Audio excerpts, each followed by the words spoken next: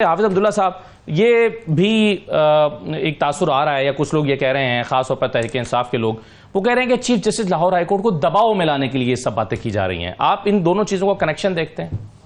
بسم اللہ الرحمن الرحیم. بہت شکریہ.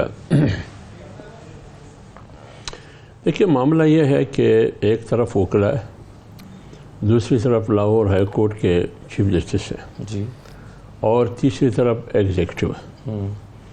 اب لاہور کے چیف جسٹس اور وکلاء، ان دونوں کا تعلق ایک ہی شعبے سے، قانون سے ہے.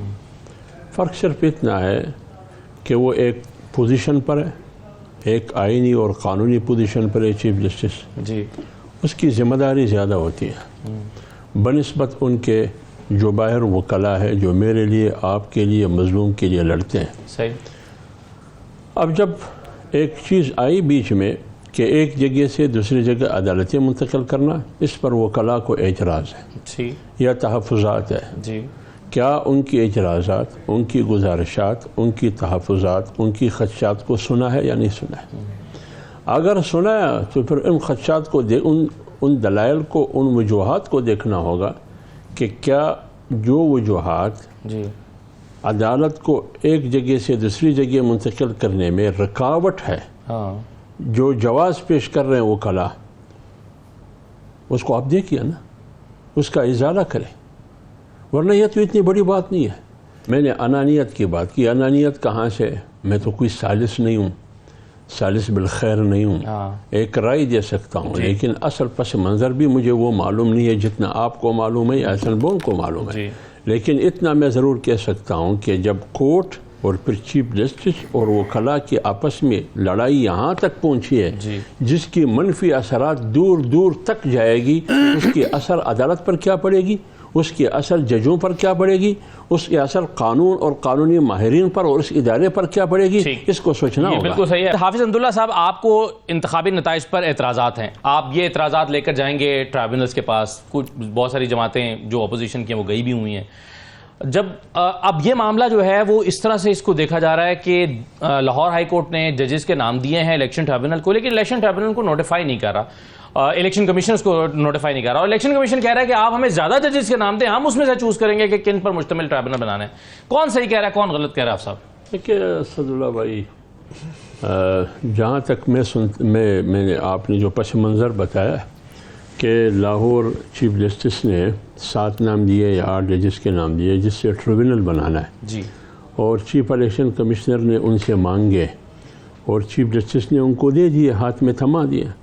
اب چیف الیکشن کمشنر کہتے ہیں کہ نہیں، آپ 14 کے نام دے دیں یا مثلا 12 کے نام دے دیں یا 20 کے نام دیں، ان میں سے ہم چوز کریں گے، ہم نامزد کریں گے کس کس کو ٹریبونل کا حصہ بنائیں گے. میرے خیال میں ماضی میں اس کا کوئی مثال نہیں ملتا. جب ماضی میں معمول بھی نہیں ہے، عادت بھی نہیں ہے، کوئی اس قسم کی نظیر اور مثال بھی نہیں ہے، تو پھر چیف الیکشن کمشنر یہ وضاحت کرے کہ آپ چیف جسٹس لاہور کے 7 یا 8 ججز کے نام پر کیا اعتراض ہے، آپ کو کیا وجہ ہے، کن وجوہات کی، کن ریزنز کی بنیاد پر آپ کہتے ہیں کہ نہیں 8 کے بجائے یا 7 کے بجائے ہمیں 16 دے، پھر ہم نے خود چوز کرنا ہے. کیوں پہلے اس طرح ہوا ہے؟ جب سے آپ چیف الیکشن کمشنر بنے، آپ کی عمر میں، آپ کی زندگی میں اس طرح ہوا ہے جب آپ اس پوزیشن پر ہیں؟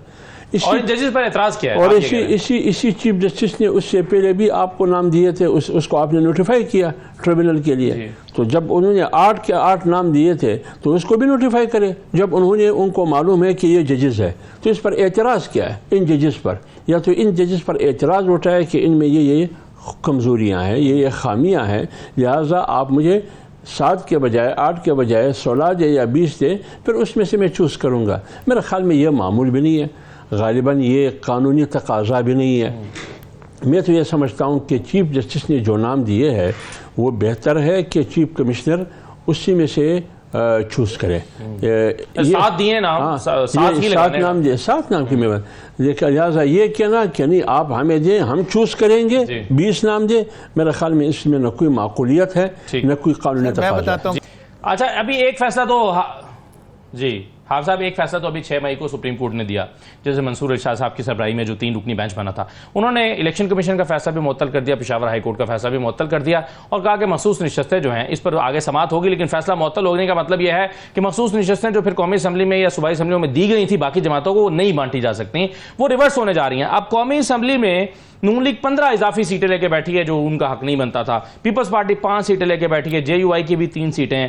آپ کیسے دیکھ رہے ہیں اس میں ساری جو نمبر گیم ہے وہ تو تبدیل ہونے جا رہی ہے قومی اسمبلی میں اور صوبائی اسمبلیوں میں بھی؟ کہ جب الیکشن کمیشن نے ایک فیصلہ لیا، انہوں نے تو کسی قانون کے تحت دیا ہوگا نا، ہوا میں تو نہیں دیا فیصلہ۔ اس کے خلاف لوگ گئے Peshawar high court, Peshawar high court نے الیکشن کمیشن کی فیصلے کی توثیق کی، یہی ہے نا؟ اس ہائی کورٹ کے فیصلے کے خلاف لوگ گئے سپریم کورٹ، جی ہاں، سپریم کورٹ نے الیکشن کمیشن کا فیصلہ اور ہائی کورٹ کے فیصلے دونوں کو سسپینڈ کیا۔ ٹھیک، اب وہ لوگ جو پہلے ایم پی ایز نہیں تھے، الیکشن کمیشن اور ہائی کورٹ کے فیصلے کے نتیجے میں یا ایم این اے بنے یا ایم پی اے بنے، اب وہ جا کے اسی اسٹیشن پہ کھڑے ہو گئے جہاں کچھ بھی نہیں تھے۔ جو آج 45 فارم والے کھڑے ہیں نا، یہ بھی اسی سب میں کھڑے ہو گئے، ورنہ 47 کے نتیجے میں تو اندر آ گئے الیکشن کمیشن کے فیصلے کے نتیجے میں اور ہائی کورٹ کے فیصلے۔ اب یہ صرف قانونی جنگ ہے، ٹھیک، یہ قانونی جنگ ہے، اور یہ قانونی اور آئینی جنگ یہ ماہرین عدالت کے اندر ثابت کریں گے کہ کیا یہ جو 15 یا 5 یا 6 پی ایم ایل این کی یا پیپلز پارٹی کی یا جے یو آئی کی جس بھی پارٹی کو ملی ہے پی ٹی آئی کے حصے میں سے، کیا یہ ان کا آئینی اور قانونی حق بنتا ہے ان پارٹیوں کی یا نہیں بنتا؟ یہ لہٰذا فریقین نے، ایک طرف غالباً حکومت ہوگی، دوسری طرف ان کے وکلاء ہوں گے، تو یہ فیصلہ بعد جب ابھی معطل ہوا ہے، سسپینڈ ہوا ہے، یہ فیصلے ابھی بعد میں یہ ثابت کرنا ہوگا کہ کون حق بجانب ہے کون نہیں ہے۔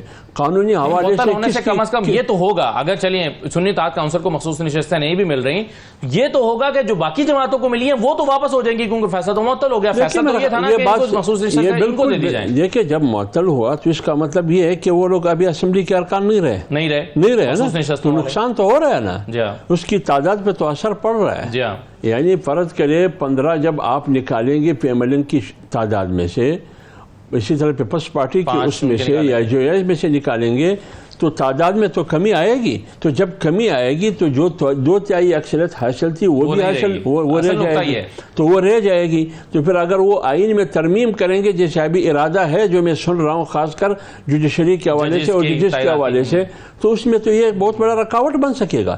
تو اس لیے میں کہہ رہا ہوں کہ یہ قانونی معاملہ ہے، اس کو سپریم کورٹ پر چھوڑ دیا جائے، وہ کیا فیصلہ کریں گے، قانون کیا کہہ رہا ہے، آئین کیا کہہ رہا ہے، کس کا حق بنتا ہے کس کا نہیں بنتا ہے، میرے خیال میں یہ انہیں۔ حافظ صاحب یہ تو نہیں لگا رہے پبلک اکاؤنٹس کمیٹی کا چیئرمین نام نہیں دے رہے اپنا، حکومت انتظار کر رہی ہے، آپ دے دیں اپنی طرف سے کوئی نام، انہی کو دے دیں جو پہلے تھے؟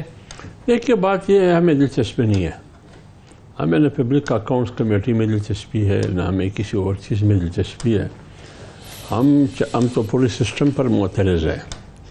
یہ جو اسمبلی ہے اس کو ہم عوام کی نمائندہ اسمبلی سمجھتے ہی نہیں ہے، لیکن ایک پروسیس ہوا ہے، ہمارے ساتھی وہاں بیٹھے ہیں، وہ اس لیے ایک فورم ہے، ایک ہتھیار ہے، ہم بطور اپوزیشن جماعت کی اس ہتھیار کو بھی استعمال کرتے ہیں، اور باہر سڑکوں پہ بھی ہے۔ ابھی کل آپ کو معلوم ہے کل 9 مئی ہے میرے خیال میں، تو کل پشاور میں ہمارا ملین مارچ ہوگا، جلسہ ہوگا ایک عظیم شان، اسی 8 فروری اور 9 فروری کے ڈرامے کے خلاف، جو الیکشن کے نام پر جو ڈرامہ ہوا ہے اس کے خلاف ہو رہا ہے۔ یہ آپ 9 مئی کو کیوں کر رہے ہیں؟ دیکھیے 9 مئی کا مطلب یہ نہیں ہے کہ ہم سابقہ 9 مئی کو چیلنج کرتے ہیں، اس مطلب کے لیے نہیں ہے۔